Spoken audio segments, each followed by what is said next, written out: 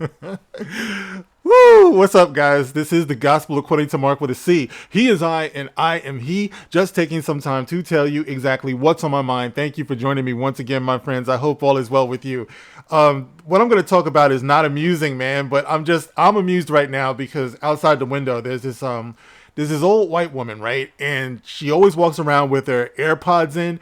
And apparently she was a fan of like old gangster rap because she just walks around the neighborhood like just singing this like old gangster rap stuff. I mean, I know we're all getting older, so it shouldn't come as a surprise to me.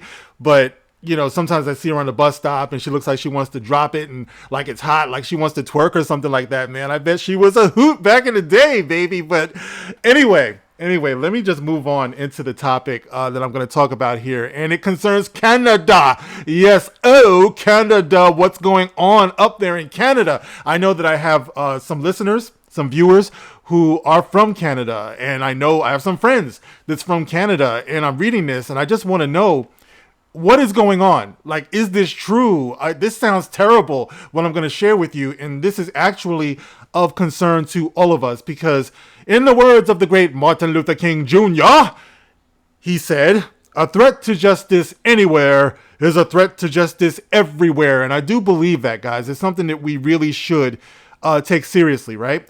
And I want to talk about this thing called Bill C-63, okay? And I'm going to read what this thing entails. I'm going to read from this website called the Mercator.com. No, not Mercator. Yeah, Mercator. Mercator.com. Mercatornet.com. It's on. Either way, the link is going to be in the pinned comment below so you can read it yourself and do your own research. Check this thing out because it's out there, man. And I want to know what's going on, right? So let's get into what this is. It says here, it has yet to be passed, all right, but this is something that apparently is being put out there to kind of like police the internet, to keep the internet safe from like child predators is how they're trying to sell this, right? Now, if passed, Bill C-63 will amend the nation's criminal code and the Canadian Human Rights Act to create a new standalone hate crime offense that would allow penalties up to life imprisonment to deter hateful conduct, according to the National Post. Now, those found guilty of using the internet or any other means of telecommunication to foment hatred, which is defined in the act as the emotion that involves detestation or vilification and that is stronger than disdain or dislike, will face tens of thousands of dollars in fines and time in prison. So hatred is defined as an emotion that involves detestation or vilification and is stronger than disdain or dislike. And you could face up to tens of thousands of dollars in fines and time in prison. So this is based upon an emotion, based upon you expressing how you feel online. Ain't that some shit? Listen, it goes on to say, even worse, channeling the dystopian Tom Cruise thriller, The Minority Report, good movie, you guys should check it out, very deep. The bill essentially creates a thought crime or pre-crime it calls fear of hate propaganda offense or hate crime. Under this provision, defendants could be put under house arrest, shackled with an ankle monitor, or forced to give blood samples if their accuser fears they may post hate propaganda or commit a hate crime. Guys, how dangerous is that?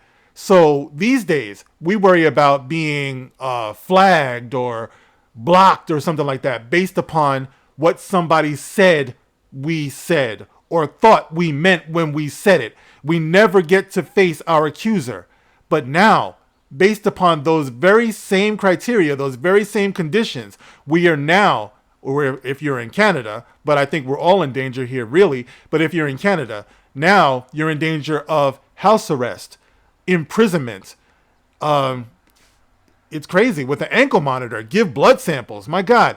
To reiterate, under C-63, the Canadian government will be empowered to arrest citizens who have committed no crimes.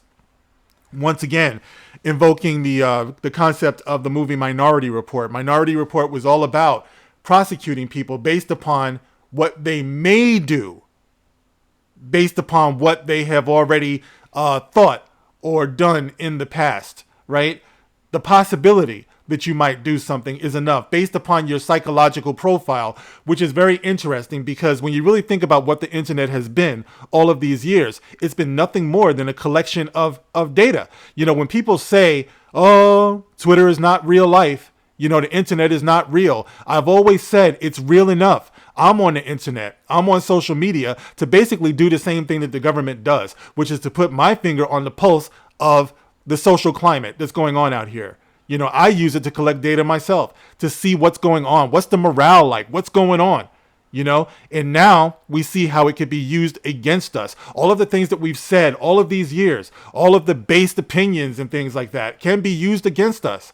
It goes on to say, as though it couldn't get any worse, any member of the public, including non-citizens, are empowered to file a complaint against an individual with the Canadian Human Rights Tribunal, which is a quasi-judicial tribunal staffed by non-judges who are appointed by the government in power. To illustrate how this could play out, Rebel News CEO and journalist Ezra Levant explained to Jordan Peterson on X, if someone watches, and listen up, all of you YouTube creators, listen up.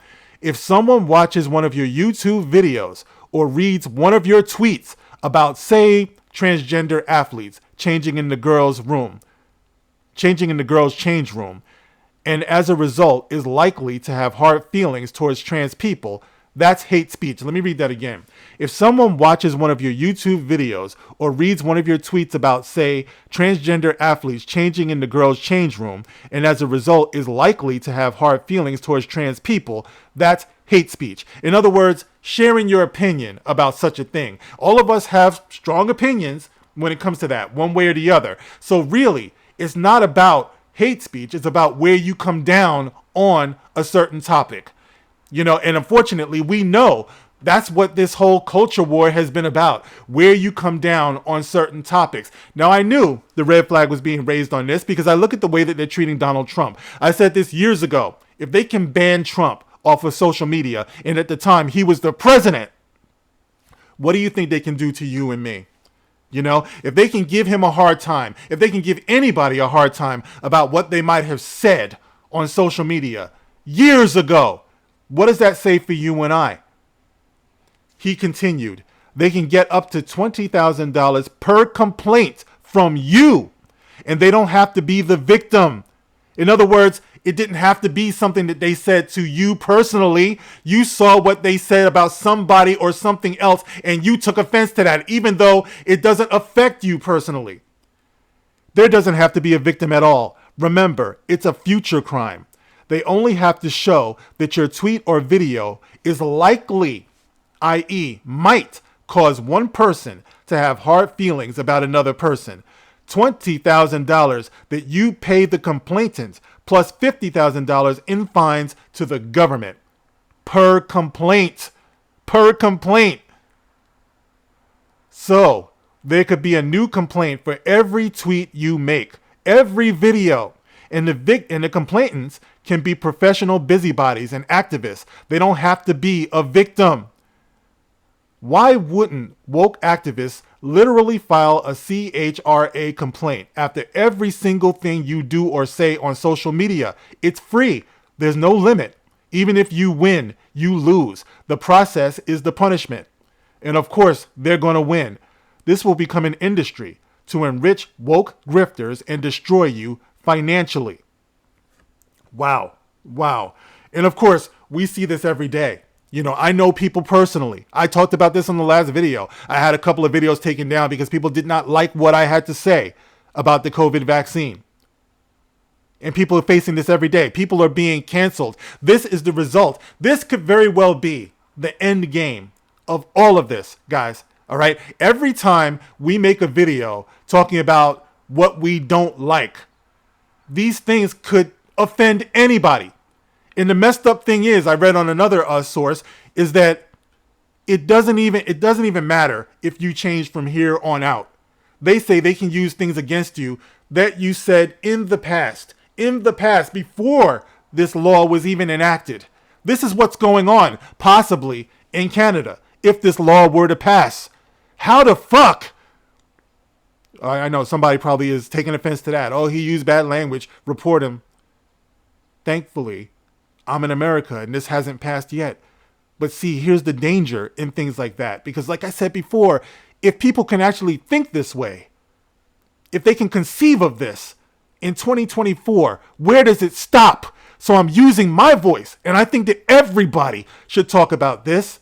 Everybody should say, we don't want to go down that road. We have freedom of speech, even if people don't like it. You know how many times I go on X and I see things against black people? You know, I see things against geeks. I see things against my particular point of view about anything, whether it's sexuality, whether it's abortion, anything. And I just let it ride. I'm not the guy you see always running up on everybody else's page arguing with them. The only time you ever see me going back and forth possibly with anybody is when they come onto my page. And even then, I'm not the one who's going to be reporting people like that, where I want them to be arrested and stuff. It's ridiculous. But this is the direction that we're heading in. And like I said, here it is. This is the reason why I warned you guys. Every time you see bait on social media, on X, you know, when they show like a race swap or a gender swap or something like that, be careful how you address it, because we are making a record against ourselves, a case file, if you will, against ourselves should things happen to go that way. I would say the damage has already been done if this is the way they want to do it, because we've already established a trail for most of us. You know, the internet, it's been around for a while. Social media, X, Twitter, YouTube, we've all been doing this for a while. You know, and a lot of us, shit, man, you can't say anything without offending somebody. So this is what it is, guys. And to all my Canadians out there, stand up. Make your voices heard. Don't go for this. Speak while you have the chance. And this is something I've been talking about for a long time as well. Everybody dances around certain words, you know, because we're afraid of the YouTube algorithm. We might not make as much money. We might not get as many views. They're afraid. But I'm always saying, don't be afraid to speak every now and then. It's okay if you just want to talk about gaming, if you just want to talk about movies or TV shows or comics or whatever. But God damn it, you have a platform. You have a voice. And you see that some real things are going on in this world. Every now and then, a grown man or a grown woman shouldn't be afraid to use the God-given right and the government right that we have to speak your minds. You shouldn't be afraid to do it if you think it, that is. If you just don't think it, then don't speak it. But if you do, remember, we have children that are coming up behind us who should be afforded these same rights that we have enjoyed, that our forefathers fought for and died for all of these years. You should not give it up that easy. Canadians, stand up. The whole world is watching this. And you have a prime minister who went out in blackface. That's the funny thing about it. You know, you want to talk about hate speech? You want to talk about hateful conduct? Anyway, guys, I just wanted to drop that on you. You know, do your research. See what's going on here. To my Canadians, let me know how you feel about this, but be careful. You know that they're watching you now. Anyway, there it is, guys. Thank you for listening. As always, you can like, you can share, you can subscribe, you can comment. Of course, I thank you for all of that. I thank you for any donations you might want to give to the channel. You know, I do appreciate that. Of course, the Cash App is in the pinned comment below, as well as the super thanks on each and every one of my videos, because, you know, YouTube does not care about a brother. So I will catch you on the next one. This is The Gospel According to Mark with a C. Rock on.